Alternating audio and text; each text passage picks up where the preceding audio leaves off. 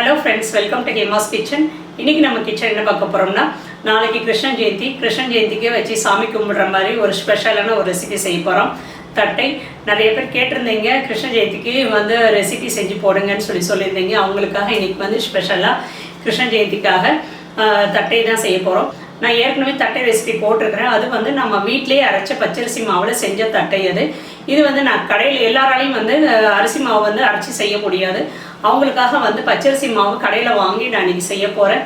ரொம்ப ஈஸி தான். கண்டிப்பாக நீங்கள் இன்றைக்கி செஞ்சு பாருங்கள். இன்றைக்கே போய் கடையில் பச்சரிசி மாவு வாங்கி இன்றைக்கே செஞ்சுடுங்க. நாளைக்கு சாமி கும்பிட்றதுக்கு ரொம்ப ஈஸியாக இருக்கும். அது மட்டும் இல்லாமல் இன்றைக்கி தட்டை நான் ரெசிபி போட்டுடுறேன். நாளைக்கு வந்து ஒரு பாயசம் ரெசிபி வந்து கிருஷ்ண ஜெயந்தி ஸ்பெஷல். நாளைக்கு ஒரு பாயசம் ரெசிபி போடுறேன். தட்டை இன்னைக்கு பார்த்தீங்கன்னா இன்றைக்கே செஞ்சுருவீங்க. பாயசம் வந்து நாளைக்கு காலையில் பார்த்துட்டு உடனே 10 நிமிஷத்தில் செய்கிற மாதிரியான ஒரு சிம்பிளான பாயசம் தான். அந்த வீடியோ வந்து நாளைக்கு காலையில் வரும். இன்றைக்கி இந்த வீடியோ பார்த்துட்டு கண்டிப்பாக நீங்கள் தட்டை எல்லாருமே செஞ்சுடுங்க. வாங்க தட்டை எப்படி செய்கிறதுன்னு பார்க்கலாம். இந்த கப்பில் 2 கப்பு பச்சரிசி மாவு எடுத்துருக்குறேன். நீங்கள் எந்த பிராண்ட் வேணாலும் பார்த்து வாங்கிக்கோங்க. இந்த கப்பில் 2 கப் பச்சரிசி மாவு. ஃபஸ்ட்டு வந்து மாவை வந்து ட்ரை ரோஸ்ட் பண்ணிக்கணும். எண்ணெயெல்லாம் எதுவுமே ஊற்றக்கூடாது, அப்படியே ட்ரை ரோஸ்ட் பண்ணிக்கோங்க. மாவில் வந்து தண்ணியெலாம் எதுவுமே இருக்கக்கூடாது, நல்லா ட்ரையாக இருக்கணும் மாவு. அப்போ தான் வந்து நமக்கு தட்டை வந்து நல்லா வரும். இப்போ வந்து மாவு பாருங்கள், திக்காக இருக்கிற மாதிரி இருக்கும். கொஞ்சம் சூடு ஏறினவுடனே நல்லா நெருன்னு டக்குன்னு ரொம்ப ஈஸியாக நமக்கு வந்து கலக்கிறதுக்கு வரும். 1 நிமிஷம் நல்லா வறுத்துக்கணும். மாவு நல்லா சூடேறிடுச்சுன்னா நல்லா கோல மாவு மாதிரி நல்லா வரும். பார்த்திங்கன்னா பாருங்கள், கோலம் போடுறதுக்கு நல்லா இழுக்க வரும். இந்த மாதிரி வரும். மாவு வந்து இந்த மாதிரி இருக்கணும். அப்போ தான் வந்து நமக்கு பதம் கரெக்டாக இருக்குன்னு அர்த்தம்.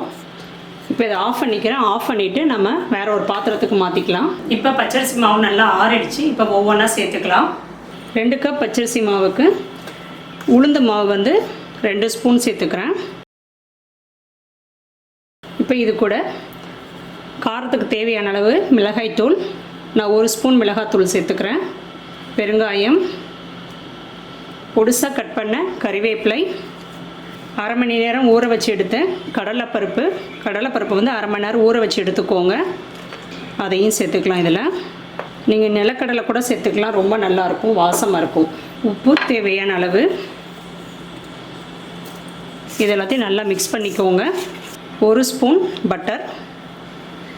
பட்டர் இல்லைன்னா எண்ணெய் கூட, நம்ம வந்து தட்டை பொரிக்கிறதுக்கு முன்னாடி எண்ணெய் காய வைப்போம்ல, அந்த எண்ணெயை கூட காய்ச்சி சேர்த்துக்கோங்க. 1 ஸ்பூன் சேர்த்துக்கோங்க. டால்டா மட்டும் சேர்த்துக்க வேண்டாம். இதையும் இதில் நல்லா மிக்ஸ் பண்ணிக்கோங்க. இந்த மாதிரி பிரட்டி எடுத்துக்கோங்க. மாவு வந்து இப்படி பிடிக்க முடியணும். இன்னும் கொஞ்சம் சேர்த்துக்கிறேன். 1 கப் உளுந்தை ட்ரை ரோஸ்ட் பண்ணிக்கோங்க. இந்த உளுந்து ஸ்மெல் வரணும், அந்த உளுந்து வாசம் வரணும். அது வரைக்கும் வறுத்து எடுத்துட்டு நல்லா மிக்சியில் ஃபைன் பவுடராக பொடிச்சு எடுத்துக்கோங்க. சலிச்சுட்டு இதில் சேர்த்துக்கணும். இப்படி மாவு பிடிக்கிறதுக்கு வரணும். இப்படி இருந்தால் தான் கரெக்டான பக்குவத்தில் இருக்குதுன்னு அர்த்தம். இப்போ கொஞ்சம் கொஞ்சமாக தண்ணி ஊற்றி மிக்ஸ் பண்ணிக்கலாம். மொத்தமாக ஊற்றிடாதீங்க, கொஞ்சம் கொஞ்சமாக ஊற்றி மிக்ஸ் பண்ணுங்கள். கடை மாவு வாங்கினீங்கன்னா வறுத்துட்டு சேர்த்துக்கோங்க, அவ்வளோதான். மாவு காஞ்சிடக்கூடாது, அதுக்காக கொஞ்சமாக பட்டரை மட்டும் லேசாக தடவி வச்சிடலாம். காஞ்சிடக்கூடாது மாவு, அதுக்காக கொஞ்சம் பட்டரை போட்டு, இல்லை எண்ணெயை கூட ஒரு 1/2 ஸ்பூன் எண்ணெய் ஊற்றி கூட தடவி வச்சுருங்க. இந்த மாதிரி தொட்டால் கையில் ஒட்டக்கூடாது மாவு. இப்போ நம்ம கொஞ்சம் கொஞ்சமாக மாவு எடுத்து தட்டலாம். இந்த மாதிரி அலுமினியம் ஃபாயில் இல்லைன்னா பிளாஸ்டிக் பேப்பர் கூட எடுத்துக்கோங்க. இல்லைனா எண்ணெய் கவர் எடுத்துக்கலாம், பால் கவர் எடுத்துக்கலாம்.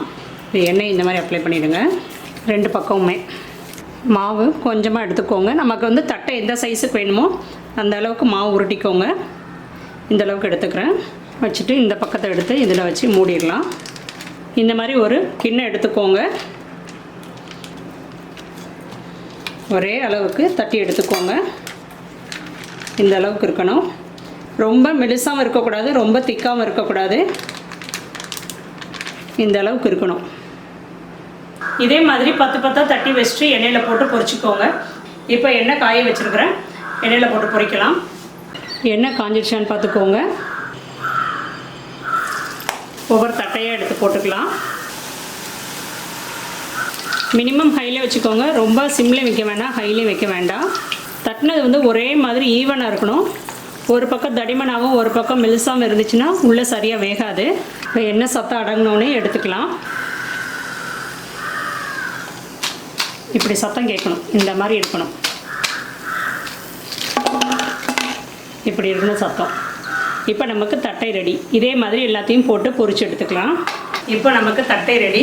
சாப்பிட்டு காட்டுறேன் பாருங்கள் எப்படி இருக்குன்னு. பாருங்கள் எவ்வளோ மொறுன்னு இருக்குது பார்த்தீங்களா? சாப்பிட்டு காட்டுறேன் பாருங்கள் எப்படி இருக்குன்னு. செம கிறிஸ்பியாக இருக்குது. கடை மாவும் கிடையாது, வீட்டு மாவும் கிடையாது, நம்ம செய்கிற பக்குவம் தான். இதே மாதிரி செஞ்சு பாருங்கள், உங்களுக்கும் சூப்பரான ஒரு தட்டை நாளைக்கு செஞ்சிடலாம். நீங்களும் செஞ்சு பார்த்துட்டு கமெண்ட்ஸும் சொல்லுங்கள் எப்படி இருந்துச்சு. இந்த ரெசிபி உங்களுக்கு பிடிச்சிருந்துச்சுன்னா என்னோட ஹேமாஸ் கிச்சன் சேனலை சப்ஸ்கிரைப் பண்ணிக்கோங்க. நாளைக்கு வேறு ஒரு ரெசிபியோட திரும்ப உங்களை வந்து நான் மீட் பண்ணுறேன். தேங்க்யூ.